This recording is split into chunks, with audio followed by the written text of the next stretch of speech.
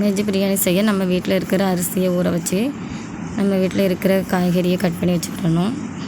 பட்டை, கிராம்பு, ஏலக்காய், வெங்காயம், மிளகாய், மல்லி இலை, இஞ்சி பூண்டு பேஸ்ட்டு, தக்காளி, பச்சை பட்டாணி, கேரட்டு, பீன்ஸு இதெல்லாம் ரெடி பண்ணி வச்சுக்கிடலாம்.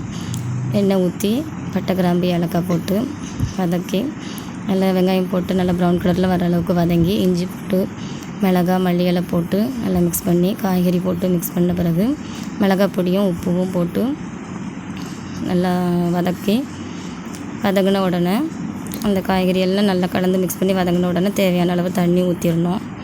தண்ணி ஊற்றி அதில் நம்ம தேவையான அரை சைஸ் லெமன் எடுத்து ஊற்றி அரிசி உப்பு போட்டு நல்லா கொதிக்க விட்டு பாத்திரத்தை மூடி வச்சு வேக வைக்கணும்.